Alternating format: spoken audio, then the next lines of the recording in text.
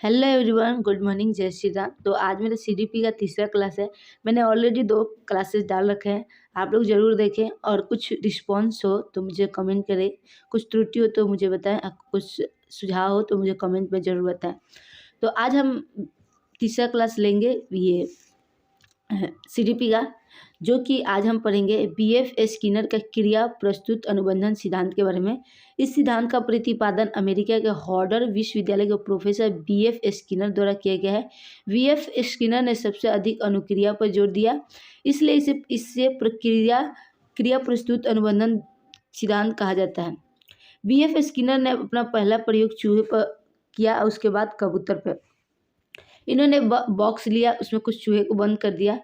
Box में एक liver लगा हुआ था, उसमें एक छोटे छिद्र था। जब लीवर दबता था तो खाना आ जाता था। उस छिद्र द्वारा चूहे को जब भूख लगती तो इधर उधर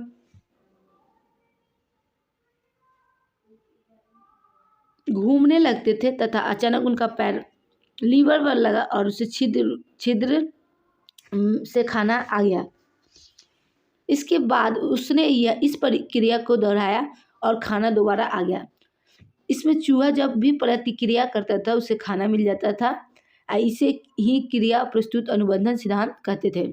इस प्रयोग से यह निष्कर्ष निकलता है कि पहले अनुक्रिया होती है, बाद में उद्दीपन मिलता है। जैसे जैसे पूर्ण बलन मिलता है, वैसे वैसे अनुक्रिया करने में और लक्ष्य तक पहुँचने में प्रक्रिया की तीव्रता आती है।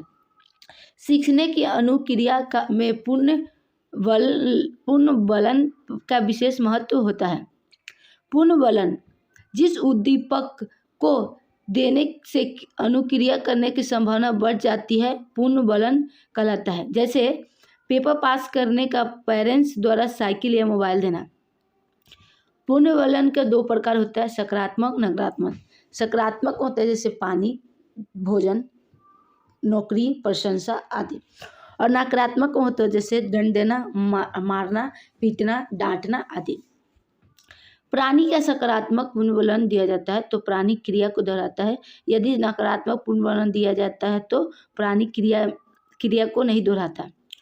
पुनर्बलन अनुसूची, यह 2 प्रकार की होती है, सतत पुनर्बलन, अनुसूचित। जब क्रिया होती है तो पुनर्बलन दिया जाता है। जैसे प्रत्येक सवाल हल करने पर बच्चों को तारीफ करना। आंशिक पुनर्बलन अनुसूचित, इसमें हर क्रिया के लिए पुनर्बलन नहीं दिया जाता है, बल्कि कुछ क्रियाओं के लिए दिया जाता है। जैसे सवालों की जगह सिर्फ कुछ सवाल पर तारीफ करना। अब देखिएगा मनोसामाजिक सिद्धांत।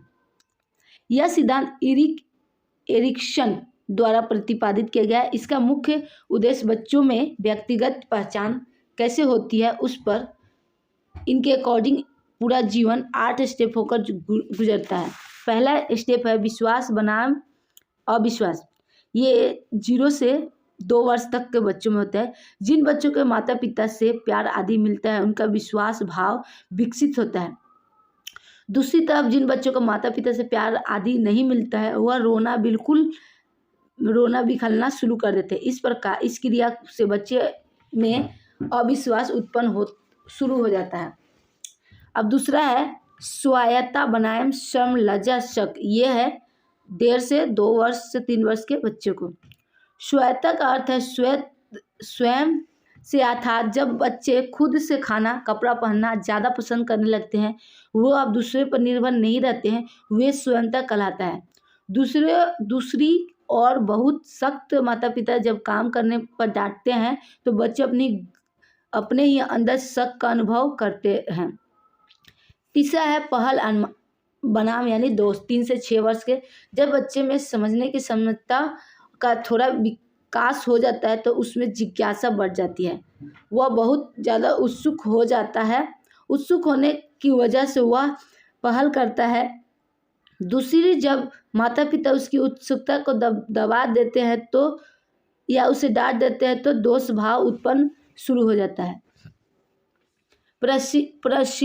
परिश्रम बनाम हीनता, जो कि 6 से 12 वर्ष के बच्चे में होता है। इस आयु में बच्चा माँ बाप का हर काम करने की कोशिश करता है, अतः इसे परिश्रम कहते हैं। दूसरी तरफ अगर अपने बच्चे को कोई काम दिया और उस बच्चे ने काम करने की क्षमता कम है तो वह उस काम को नहीं प्रयोग में, इसलिए हीनता आनी शुरू हो जाती है। अब है पहचान बनाम भांति। इस आयु में बच्चों अपनी पहचान बनाने के लिए, ये 12 से 18 वर्ष की होती है, किशोरावस्था होती है। इस आयु में बच्चे में अपनी पहचान बनाने की ज़्यादा उत्सुकता रहती है। दूसरी तरफ जब बच्चा उद्देश्यपूर्ण काम नहीं करता है तो उसके पास बहुत सारे रास्ते खुल जाते हैं। अब छठा है आत्मीयता बनाम अलगाव, जो कि 18 से 35 में होती है। आत्मीयता में आदमी एक दूसरे के साथ घनिष्ठ समझ बनता है। घनिष्ठ समझ होने की वजह से वो एक दूसरे से मिलजुल कर रहता है, जिसे आत्मीयता कहते हैं। दूसरी तरफ जब आदमी दूसरों के साथ घनिष्ठ संबंध नहीं बना पाता है तो वह सबसे अलग रहता है, जिसे अलगाव कहते हैं। जनात्मक बनाम स्थिरता, जो 35 से 65 वर्ष की होती है। जनात्मकता में हम एक दूसरे लोगों के बारे में ज़्यादा सोचते हैं, दूसरे को भला करने की सोचते हैं। दूसरी तरफ जब लोगों में यह सोच का विकास नहीं होता तो उसमें स्थिरता आ जाती है। संपूर्णता बनाम निराशा 65 से ऊपर की होती है। इस उम्र के आदमी की अधिकतम इच्छाएं पूर्ण हो चुकी होती है। वो अपने भविष्य के बजाय अपने बीते दिनों के याद करते हैं और उनकी जितनी सफलता हुई है जितनी असफलता हुई है, यदि उनकी सफलता ज़्यादा हुई होती तो संपूर्णता कहते हैं। अगर किसी ने ज़्यादा सफलता हासिल नहीं की तो उसमें निराशा आ जाती है। अब हम पढ़ेंगे जीन पियाजे, जो कि हमारे सीटेट में बहुत इंपॉर्टेंट है। जीन पियाजे से सवाल आते ही आते हैं, इसलिए आप इसे ध्यान से सुनेंगे और अपने दिमाग में रखेंगे। जीन पियाजे जो थे वह स्विट्जरलैंड के थे और स्विट्जरलैंड के मनोवैज्ञानिक थे। पियाजे का मानना था कि जैसे जैसे बच्चों में जैविक परिपक्वता आती है वैसे वैसे वह वस्तुओं के बारे में अपने दिमाग में कंसेप्ट बना लेते हैं। मतलब जीन पियाजे का कहना था कि जैसे जैसे बच्चों में बायोलॉजिकल मैच्योरेशन आती है वैसे वैसे उनकी हर चीज़ के बारे में उनके दिमाग में एक कंसेप्ट बनते जाता है। पियाजे के अकॉर्डिंग बच्चे सक्रिय ज्ञान निर्माता तथा उन्हें वैज्ञानिक है जो संसार के बारे में अपने सिद्धांतों की रचना करते हैं। पियाजे के अकॉर्डिंग बच्चों की थिंकिंग एडल्ट के प्रकार से अलग होती है, ना ही के क्वालिटी में। अब उनके कुछ कंसेप्ट ऑफ कॉग्निटिव डेवलपमेंट के बारे में पढ़ेंगे। अनुकूलन, वातावरण के अनुसार अपने आप को ढालना अनुकूलन कराता है। इसकी दो प्रक्रिया होती है। आत्म साक्षात्करण, पूर्व ज्ञान को नए ज्ञान के साथ जोड़ना आत्म साक्षात्करण कहलाते हैं, जो कि अनुकूलन में आता है। जैसे वातावरण के अनुसार अपने आप को ढालना, और जैसे कुत्ता, हमने बच्चों को बताया कुत्ता काला होता है, फिर हमने कुत्ता वाइट दूसरे तरह के दिखाया, मतलब जर्मन जो भी, तो बच्चा को बोलेंगे ये भी कुत्ता है, तो वह उससे जो उनके पूर्व ज्ञान है उससे वो जोड़ने लगेंगे। अब देखेंगे समायोजन, पूर्व ज्ञान में परिवर्तन करके वातावरण के साथ तालमेल बैठाना समायोजन कहलाता है।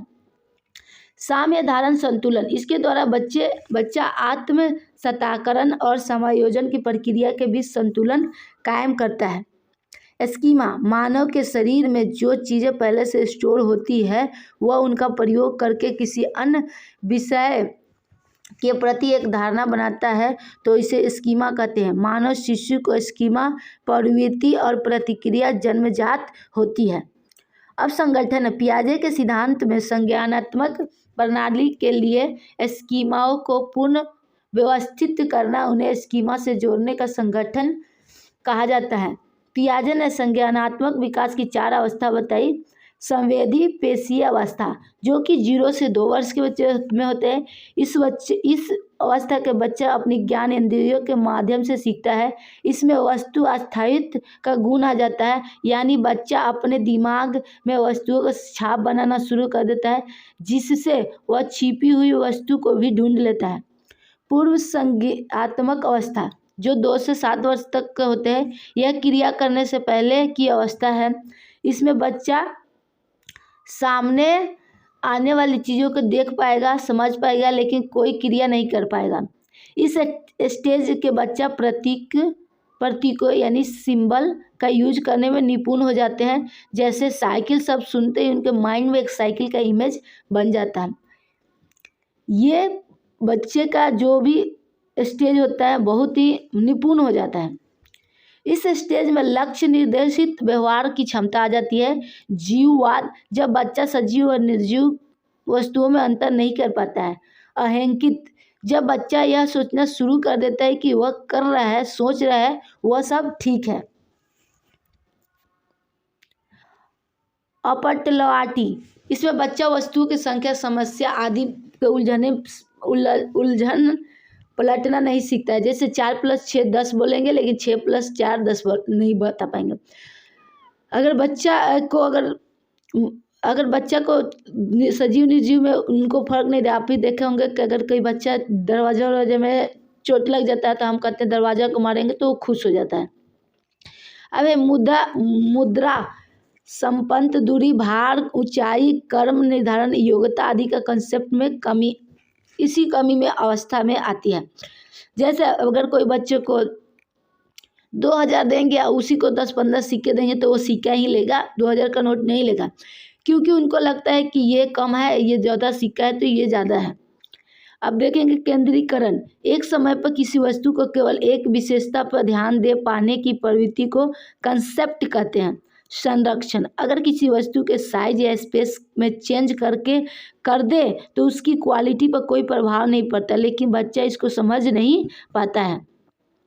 क्रमबद्धता, इसमें बच्चा वस्तुएं तथ्यों को उनके आकार में रखना नहीं सीख पाता है। मृत संक्रियात्मक अवस्था, जो 7 से 11 वर्ष की अवस्था में होती है। इस अवस्था में बच्चा के सामने रखी हुई चीज़ों को देखकर कुछ कर सकता है या उन पर चिंतन करना शुरू कर देता है। इस अवस्था में अपलटवादी, जीववादी, मुद्रा, भार, संरक्षण, क्रमबद्धता की योग्यता आदि कंसेप्ट का गुण आ जाता है। आगमनात्मक तर्कना, यह भी इसी अवस्था में आ जाती है, यानी जब बच्चा उदाहरण के ऊपर आधारित होकर तर्क करने लगता है। जैसे पेड़ जरूरी है या नहीं हमारे लिए, बच्चा आंसर क्योंकि इसमें ऑक्सीजन मिलती है। औपचारिक संज्ञानात्मक अवस्था, यह संज्ञान का सर्वोच्च अवस्था है। इसमें बच्चा अमूर्त चिंतन करने लग जाता है। निगमनात्मक तर्कना, इसमें बच्चा नियमों के ऊपर तर्क करने लगता है। पियाजे के सिद्धांत की आलोचना, पियाजे ने मानसिक विकास के चरणों के क्रम में अपरिवर्तनशील बताया है, लेकिन अगर बच्चा को अच्छा वातावरण दिया जाए तो वो अपनी अवस्था क्षमता अधिक सीख सकता है। अब कोहलबर्ग के बारे में जानेंगे। लॉरेंस कोहलबर्ग की नैतिक सिद्धांत। कोहलबर्ग जो थे वो अमेरिका के मनोवैज्ञानिक थे, जिन्होंने नैतिक सिद्धांत या नैतिक विकास का सिद्धांत दिया। नैतिकता यह वह गुण है जिसमें हमें सही और गलत की पहचान होती है। बच्चा अपने मानसिक परिवेश से ही नैतिक और अनैतिकता के बारे में जानता है। नैतिक दुविधा, सही और गलत के बारे में डिसीजन ना लेने की स्थिति नैतिक दुविधा होती है। जैसे हिंज की कहानी थी, हिंज अगर चोरी करेगा तो पुलिस पकड़ लेगी, अगर नहीं करेगा तो उसकी बीवी मर जाएगी। इसमें नैतिक तर्कना क्या है? मोरल रेजोनेंस, सही और गलत के बारे में डिसीजन लेने की में शामिल प्रक्रिया को नैतिक तर्कना कहते हैं। सही और गलत में किसी एक को चुनना, जैसे हिंज ने चोरी करना चूज किया। कोहलबर्ग की नैतिकता का 3 लेवल बताए हैं। पार्क रूढ़िगत नैतिक स्तर, जो 4 से 10 वर्ष के बच्चे हैं। इस अवस्था में बच्चे को सही गलत के बारे में नहीं पता होता है। इस अवस्था में नैतिक तर्कना दूसरों लोगों को मान का अनुसार चलती है। इसे 2 भागों में बांटा गया। दंड आज्ञा पालन उन्मुखता, इसमें बच्चों की नैतिकता सजा और आज्ञा पालन पर आधारित होती है। जब हिंज ने चोरी की तो बच्चों ने सोचा अगर वह चोरी करेगा तो उसे सजा मिलेगी। साधनात्मक सापेक्षता तथा उन्मुखता, इस अवस्था में जैसे को तैसे भी कहा जाता है, क्योंकि इसमें जैसा व्यवहार कोई उसके साथ करेगा वैसा ही वह दुख भी करेगा। एग्जाम्पल के लिए, एक बच्चों ने दूसरे बच्चों को पेंसिल तोड़ी तो दूसरा बच्चा ने उसका पेन तोड़ दिया। रूढ़िगत नैतिकता का स्तर, इस अवस्था में बच्चा दूसरे लोगों को मानकर अपने अंदर समावेशित कर लेता है तथा उसी के अकॉर्डिंग सही और गलत का निर्णय करता है। इसके भी दो भाग में बांटा गया, अच्छा लड़का लड़की की उन्मुखता, दूसरे के साथ भला बनकर अनुमोदन अर्जित करता है। कानून एवं व्यवस्था उन्मुक्त है, इसमें बच्चा कानून तथा सामाजिक व्यवस्था को बनाए रखने की भावना विकसित करता है, क्योंकि उसके पापा का एक्सीडेंट हो गया था रेड लाइट पर करते हुए, इसलिए वह ऐसा नहीं करेगा।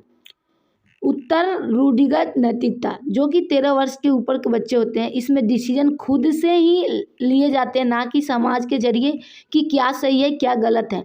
इसकी भी दो अवस्था है। सामाजिक अनुबंधन उन्मुखता, इसमें किशोर यह जानते हैं कि नियम लोगों के भले के लिए है। अगर किसी नियम को किसी नुकसान होता है तो ऐसे नियम तोड़ देना चाहिए। अगर रेड लाइट तोड़कर उसकी पापा की जान बच सकती है तो उसे तोड़ देना चाहिए। इसमें ये चीज़ डेवलप हो जाती है। सार्वभौमिक नैतिक सिद्धांत उन्मुखता, इसमें किशोर दूसरे के विचार से नहीं बल्कि अपने खुद के मानकों के अनुसार व्यवहार करते हैं। इसमें बच्चे किशोर जो होते हैं दूसरे का फायदा के लिए अपने जान पे भी खेल जाते हैं।